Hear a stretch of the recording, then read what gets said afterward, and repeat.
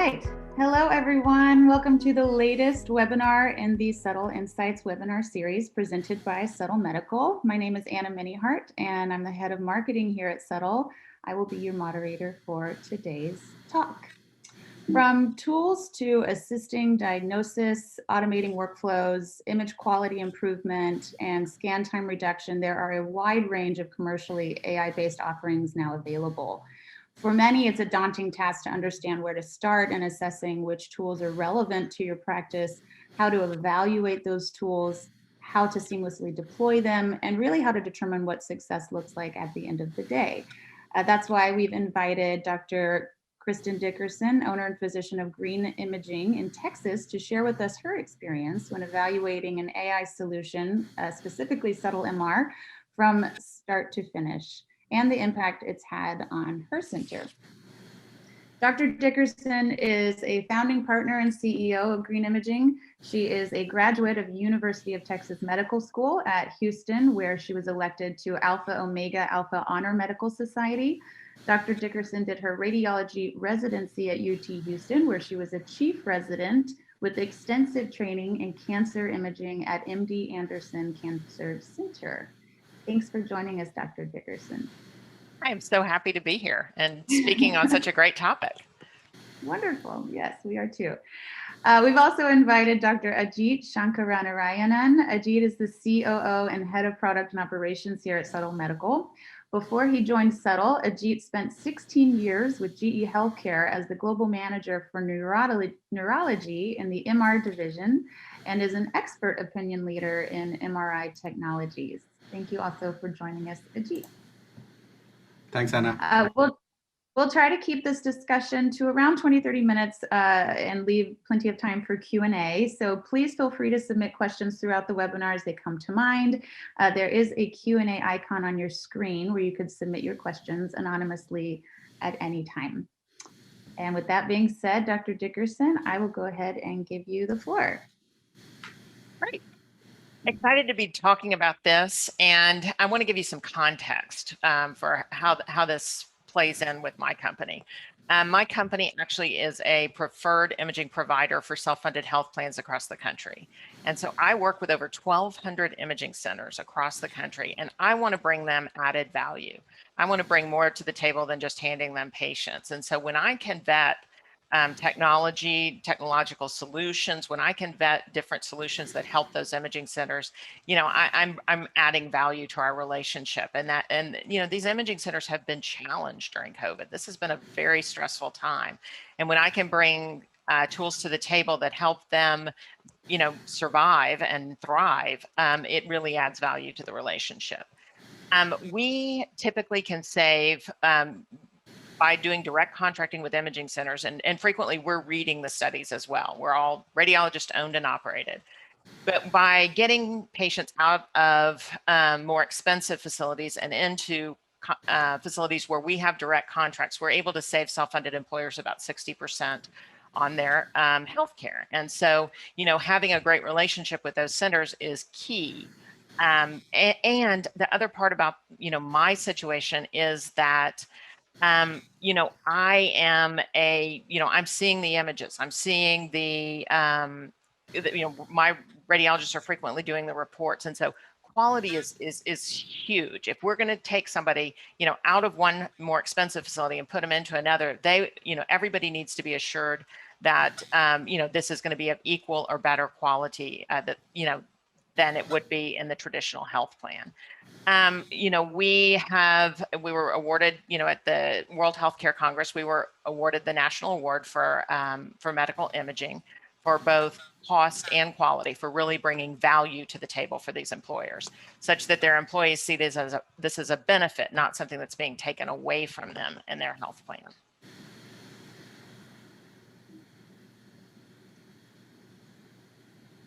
So, our network, multiple locations, as many chains of imaging centers, are, multiple machine vendors. And, in this time of mergers and acquisitions of imaging centers, that's another thing that's happening. Somebody may be used to working with GE, and now they've got a Toshiba machine and a Philips machine. So, we are always looking for solutions that will help multiple vendors. The other thing, we are green imaging. And, part of what we do is we try to tap into existing resources. I could go out and build imaging centers to serve these patients, but why not tap into existing resources that are underutilized? And so, if we can, keep the image quality of a 10-year plus MRI machine, and keep great image quality, keep the turnaround times low, that is huge for these imaging centers. They don't have the downtime of replacing a machine, number one. There's not the waste of replacing a machine. And we're able to offer this at a lower price.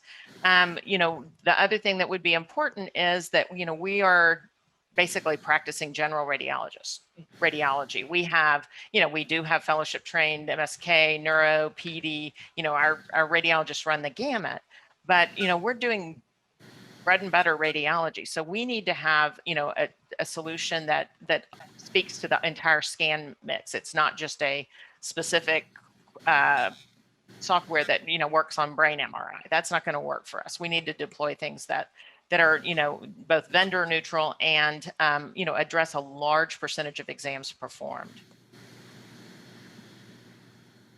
One of the reasons that I'm able to launch this network is because I own an imaging center. I own one imaging center in the entire network, and it's in Houston, Texas. And literally, this was part of a pill mill in Houston, and we were able to pick up this MRI facility, 1.5 Tesla Philips magnet, for almost nothing. And so we've been able to offer self-pay patients in Houston very affordable MRIs. And these are typically people who cannot, could not otherwise afford an MRI. So this is kind of our give back to the city. This magnet was sited in a temporary building out behind a strip center. More time for ingress and egress. Patients have to be, escorted back and forth, from the building. And, there's more time involved with getting the throughput handled. We were doing long protocols. I have, these fellowship trained specialty radiologists, who really like their protocols that they've used for years and years. And, patients were becoming restless and uncomfortable. I don't know if, those of you who've had an MRI, you're in a cold tube with loud noises, you can't move. It's not a fun situation. And so, those longer protocols we're having more scan motion, patients were moving and we were having to repeat sequences. That would put our schedule behind. And so, the other thing that had happened along the way was COVID happened. And then, we had to decrease the overlap of patients waiting in the waiting room. We had to, increase the appointment times. And then we have to disinfect the magnet in between patients and the room in between patients. So that was really adding to our challenge, the challenges we were experiencing in trying to hold down cost of these exams for patients. So our goals, were definitely to increase the number of exams per day so that we could continue to hold down cost, decrease patient turnaround time, both because of motion artifact and patient satisfaction, increasing revenue, and, at the same time, keeping my very picky radiologists, happy with the image quality, and then finding a solution we could launch quickly, that was clinically validated, vendor neutral, and once again, we're green, environmentally friendly. And so, Ajit approached me about SubtleMR, and I started doing my due diligence. I saw that it could optimize our turnaround time, improve performance and image quality, on an older magnet, as we had, ability to restore image quality and avoid rescans. So even though we were cutting down, the scan time, the image quality was staying equivalent or better. And we were not having as many rescans, and then additional capacity and time for cleaning protocols during COVID-19. Increased patient comfort and satisfaction, definitely factors. I might interject here. Ajit, could you give a little bit of background on SubtleMR for those who are less familiar? Absolutely. Thanks, Dr. Dickerson, for that's great introduction. So what is SubtleMR? SubtleMR is, as you may have guessed, it's a deep learning based image enhancement software that uses flexibly two different techniques, either a denoising technique or a super resolution technique to actually improve the image quality and provide the value propositions which Dr. Dickerson just mentioned. It is an extremely proven technology. We have actually there have been multiple peer-reviewed publications around the usefulness of SubtleMR in various conditions basically, and different customer case studies. This algorithm has been trained and tested on a lot of robust paired data sets. Basically, it's proprietary paired data sets from not only from in this particular country, but globally, basically. So as I will go to the next slide, you'll actually see that that is one of the uniqueness of SubtleMR. With the recent clearance, FDA clearance, SubtleMR is applicable now to majority of the protocols in any institutions, including all of MSK, brain, spine, abdomen, as well as prostate and pelvis, basically. So it actually becomes a much more palatable, so a comprehensive solution to some of the needs which Dr. Dickerson was actually mentioning. So what is unique about SubtleMR? For the biggest uniqueness of SubtleMR is that it is vendor agnostic. It actually will support a full fleet of scanners rather than only one scanner or a different scanner type. It is compatible with older and newer scanners, so there is no distinction because all of these scanners actually produce DICOM images, and it is field strength agnostic. The model or the algorithm has been trained with a vast variety and flexible data sets, basically coming from lower field strengths of 0.3 Tesla to the higher field strengths to up to 3 Tesla. This makes it very unique, from an application perspective. On top of that, it also has been trained on major pulse sequences like T1, T2, T2 flare, T2 star, with both 3D and 2D sequences, basically. So this actually is truly a much more comprehensive solution for an institution which has wide variety of scanners. And lastly, I would like to highlight that it is we have also proven that it is compatible with downstream applications, because these images can be actually used for quantitative applications. So we have actually kind of shown that in some of the peer-reviewed publications.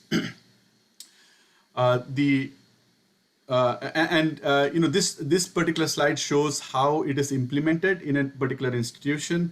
We provide both cloud as well as on-prem deployment solutions, and the processing time for for each of these series is much less than 5 minutes. So the workflow at a particular institution does not alter at all by the introduction of SubtleMR into their institution.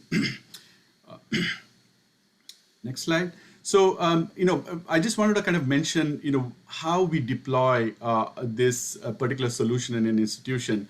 Once that decision is made to actually use SubtleMR, our customer success teams, our teams actually work with the IT teams, and as soon as the server is procured, we actually work on the implementation of both the IT as well as the workflow, and it takes a very little time as shown there. And once the site adjusts their MR protocols, we start on day one with clinical images, coming out of SubtleMR. And these images are then reviewed by the radiologist to actually do the IQ assessments and, getting comfortable with the image quality, as Dr. Dickerson had actually mentioned. In terms of some of the operational gains and other things, I would let Dr. Dickerson actually talk about how specifically at Green Imaging, some of these protocols were modified by them and the effect of the enhancement of image quality using SubtleMR. So Dr. Dickerson, back to you. Okay. Well, we implemented this actually, at our facility in Houston, and then at a partner site in Austin. And we were able to, my way of thinking that dumbing it down, the way that I think of this is we actually, we take some pulse sequences and we actually, reproduce some others. And so by doing this and by changing to some SubtleMR protocols, we were able to cut, this is our typical brain protocol. This is a pre and post contrast brain, and we were able to decrease the scan time by 21 minutes. Now, anybody who owns an imaging center or operates an imaging center understands that that's huge as far as patient throughput. So, and once again, these are beautiful images. There's no compromise at all in the image quality. And in fact, I have had new radiologists come in and I haven't mentioned the SubtleMR technique. And, I have never had a complaint at all about our protocols. So, I think that speaks to the image quality. Here is a cervical spine. Again, a reduction in scan time of, all right, it's down to 16 minutes, sorry. And so that's a 23% reduction in scan time, not quite as great as the brain, but L-spine, same kind of 24%. Again, that's several, that's 2, 3, 4, 5 more patients a day at a minimum. That's in our facility. In a facility where you can change those patients out really quickly, from the dressing room to the scanner, that's going to result in even greater increases in throughput. Once again, the image quality is beautiful. There's no compromise there, and radiologists and referring physicians, no complaints, no issues with that. Here's a knee. Scan time, decreased from 39 minutes to 26 minutes, so 1/3 diminution in scan time. Again, that translates into more throughput, better revenue. That makes a much better equation for everybody. So, our experience with, was during COVID. And so it is not, we're not back to, we were at 50% capacity second quarter in 2020, and then we were at about 80% capacity. But we were still able to get more patients on the table and through the door. And so it has helped us, stay afloat during a very difficult time for imaging, for medical imaging. Again, patient satisfaction, awesome. If you can get them out of that tube, in half the time or 2/3 of the time, it makes a huge difference. Not having to replace a scanner, you're down for several months in that setting. You've got, 1.5 million in investment, and then you've got, shielding and other expenses that are associated there. We decrease motion artifact and potential rescans. The other thing that it's enabled us to do is to accommodate for COVID, additional time between scans so that we can get the cleaning protocols carried out. Additional capacity, it is going to be there when we need it as COVID abates. We know that there's a huge pent-up demand for imaging. 56% of women didn't have a mammogram last year. So there's going to be a huge pent-up demand for MRI as well. We reduce overtime for our, technologists or expensive employees, keep our schedule more predictable, and we're able to work in patients. We've even thought about doing walk-in imaging. If we can really optimize this, have a few walk-in opportunities a day. And then competitive differentiation with state-of-the-art technology. People, know we are out there looking for solutions that not only, improve or, keep the image quality the way it is. We're saving, patients money by not having to increase our prices despite, the changes in the economy and in our expenses.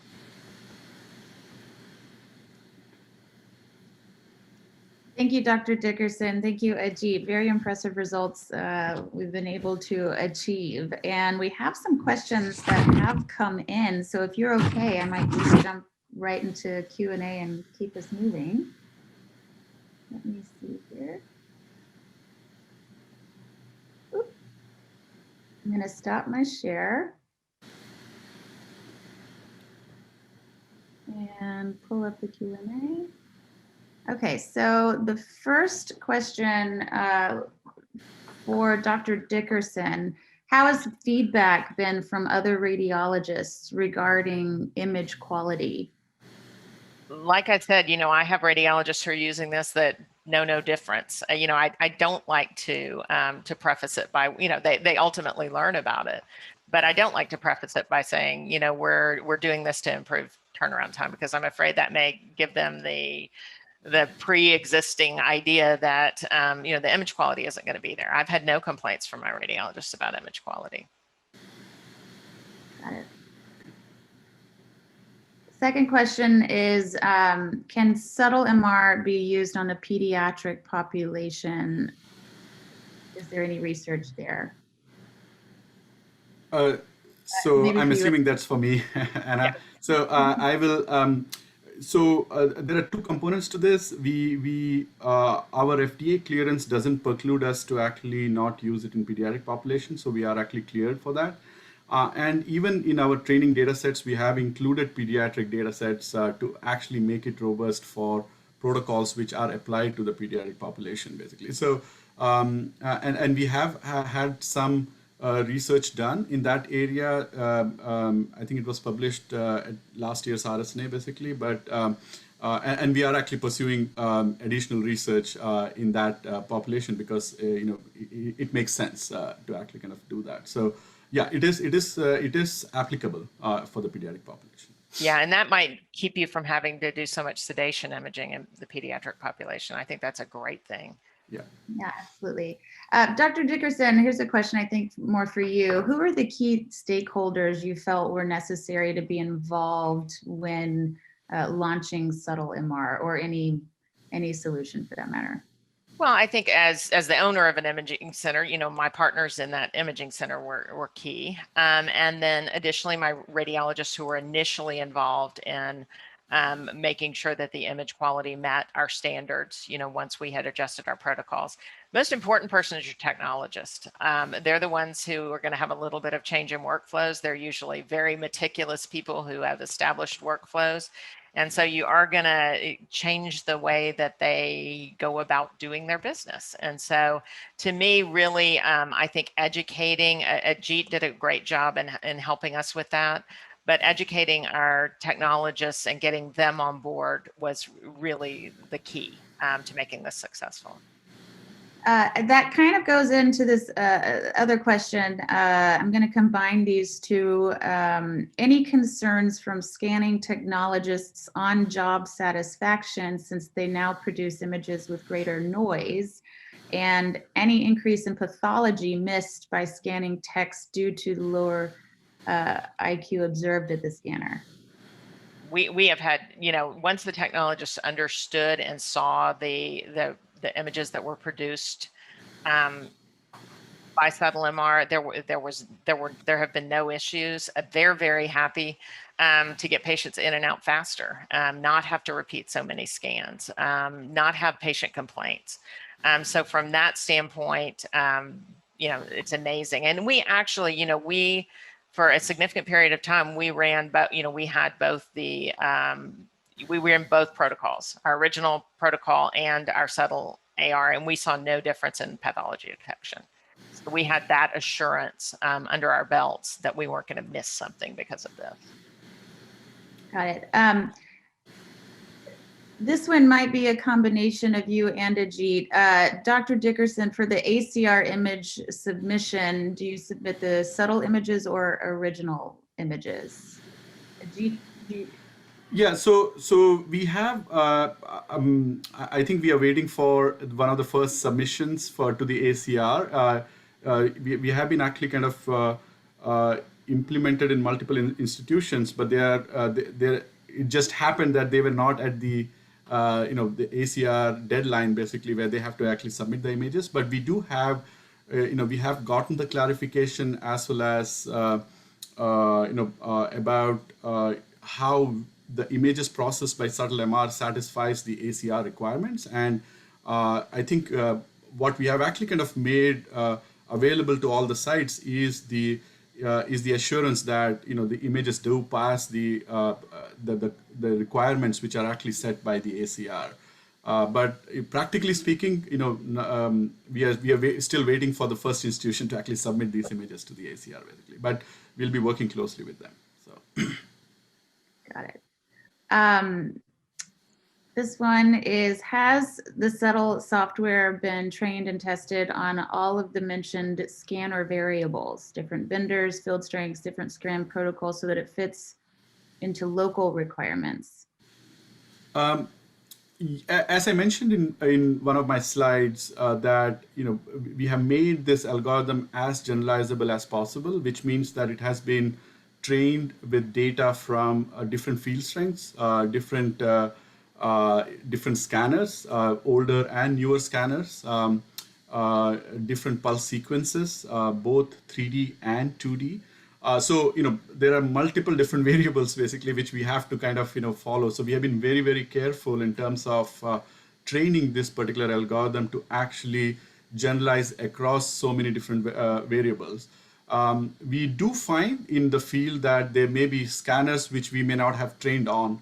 And so what we do is we actually kind of work with our research partners to get the training data sets for that particular scanner, and continuously evolve this algorithm to actually be more generalizable. So as I think you may have noted, even at Green Imaging, they have two different types of scanners. One is a Philips 1.5T, the other one was GE.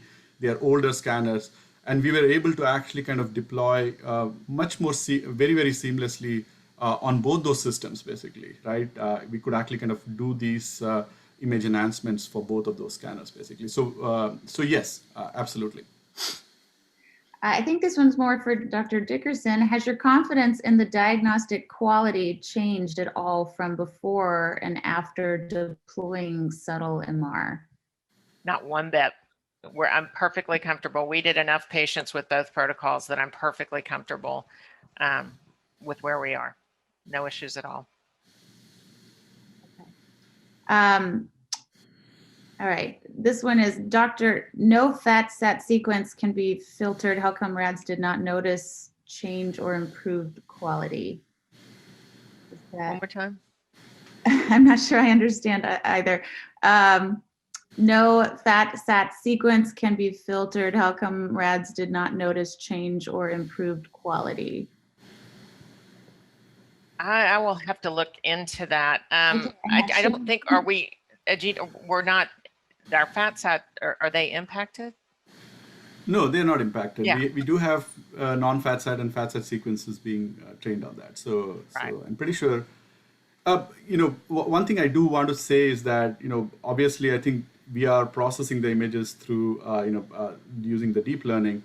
So there is going to be a certain adjustment period, basically, right? Like as Dr. Dickerson said, we actually acquired both of those scans initially so that they are comfortable with the image quality, basically. So there is a difference, but from a diagnostic perspective, I think there was no difference, at least, and that's what Dr. Dickerson said. So yeah, but we don't have there is no effect on the fat sat sequences.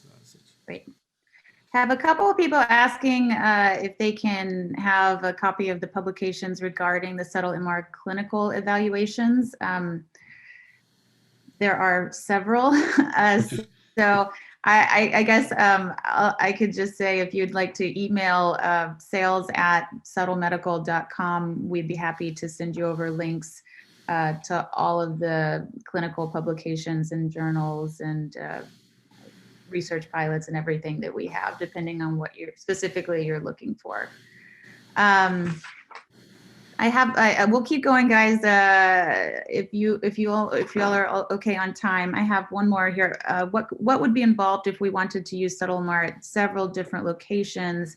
How would that work from an IT perspective? Perhaps you could start with that, Ajit. Yeah, and so as I mentioned in our deployment slide, that we do have on-prem as well as the cloud solutions, which we actually provide to the customers, and the scaling actually depends on a specific institution, how their IT infrastructure is actually set up. So we work very closely with the IT team for that particular institution to actually create a plan for scaling across across the different centers within that institution, which may be physically separated out, basically. So we are pretty adaptable from that perspective, and because we provide a solution which is both cloud-based as well as on-prem, it and we are HIPAA and SOC 2 compliant. It allows the IT team to actually kind of work closely with us to actually implement a specific solution for that institution, basically. So we are pretty adaptable to do that. So. Great. Does this work for prostate MRI studies? Yeah. So with the recent clearance, SubtleMR is now clear to actually be applied to prostate exams, pelvis exams, abdomen, breast. So definitely. So we will. The product is now compatible with prostate protocols, and yes. Got it. Okay. Should you test your AI software for ACR T1 and T2 phantom images? The T1 and T2 phantom images, no. So the ACR requirements is actually divided into two. There is phantom test, which you can use normal sequences. I don't think you have to use a subtle enhanced sequence for that. The clinical images which are submitted does have to go through. If you are implementing SubtleMR in your institution, you have to provide the SubtleMR processed images for that, but not the phantoms, as far as I know, basically, right now. How much does SubtleMR cost? Ajit, would you like to? So we do. We are a SaaS company, so we actually do. We have multiple tiers, basically, of pricing. So we actually kind of provide a more a SaaS-based kind of a pricing structure, basically, which is tiered and which is based on volumes, basically. So normally what we do is work with the institution in terms of understanding what their volumes, capacity, and ROIs are before we give specific pricing out. But if there is a lot more interest, I think we can actually individually talk about that. But in general, we actually use a SaaS model for pricing. Okay. And then I have a question about training data. Does SubtleMR use our data to train the model? Ajit, would you like to answer? We don't.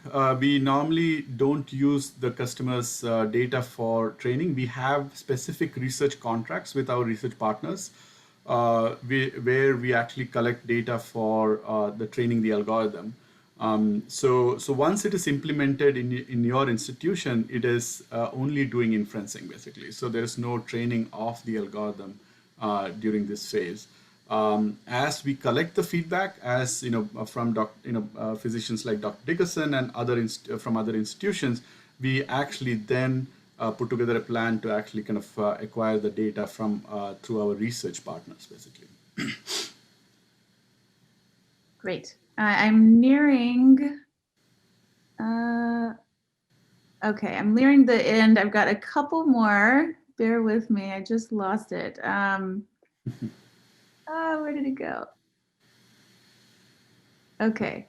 Among various scan time reduction techniques or lower res imaging, is there any preferred way by using SubtleMR? I think they're comparing to some of the vendor specific technologies, as well as maybe the vendor specific filters.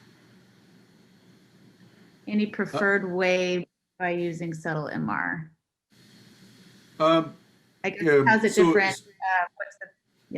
Yeah, so we normally don't control that. We are actually an image enhancement software, so we let what we do provide is the flexibility of either denoising or using super resolution. So it actually kind of retains, you can retain the spatial resolution, or you can denoise the images, basically. So by providing those two options, it actually to the institutions can then decide how to optimize their protocols to save the scan times, basically in this case. And Dr. Dickerson actually mentioned that, how they actually kind of did that for brain, spine, and example knee protocols.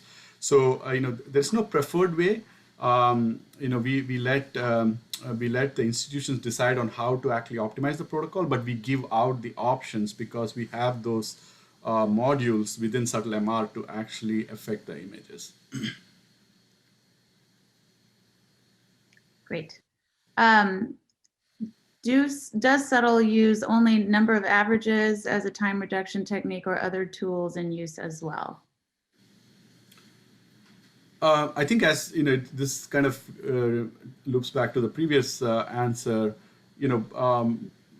As I mentioned, we actually we provide the image enhancement through denoising or retaining the spatial resolution, which means that any parameters which affect the noise level or the resolution level in images can be altered, basically, and that is something which the institutions works. It's specific to an institution how they optimize the protocol. So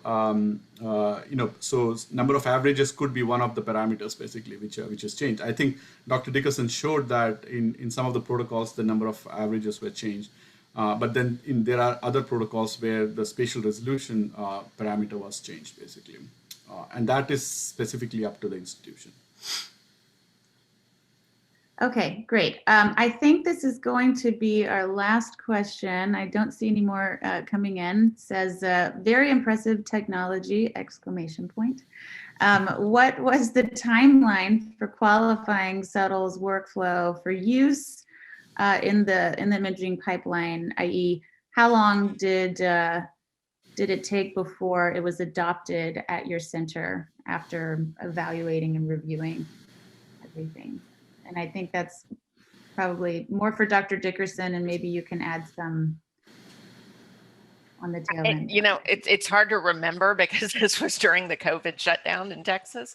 And so I think we had some based on we were at 50% capacity during a lot of this. I think based on that, it was a much longer timeline than it would have been now, or it's going to be when things bounce back. So, and we were early adopters as well. So, we needed to make, there were not, huge numbers of facilities doing this. So we had to be very careful. So I would say, what do you think, Ajit, a 2-month timeline? Yeah, I would say 1 to 2, about 2 months, especially during the COVID time. And as Dr. Dickerson said, green imaging was one of the early adopters, and it just happened to be during the COVID timeline, basically, that we actually implemented this technology there. What we have been seeing, from our experiences, we have actually learned and implementing this in multiple different institutions. The team has actually worked on kind of streamlining that whole process, basically, right? Like to get the approvals from the radiologist to implement, because that's an extremely key aspect to this. So it's come down from that level, because this was like last year, very early, in our implementation process, basically. So it's come down to less than a month, basically, now, very routinely, basically, we are able to actually kind of get that done.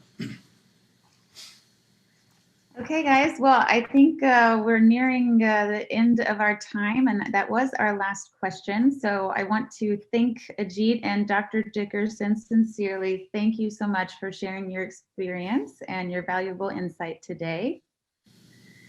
And thank you also for everyone who joined us for today's discussion. If you do have additional questions, feel free to email sales@subtlemedical.com and we will respond promptly. We'll post this webinar to our Subtle Insights page on our website and follow up with you with an email with that link if you'd like to review again or share with a colleague. We try to do an educational webinar in our Subtle Insights series about once a quarter, so we'll be sure to keep you updated on the next one, and we hope that you'll join us again. Thank you again, Dr. Dickerson. Thanks again, Ajit. Thanks. Bye. Signing off.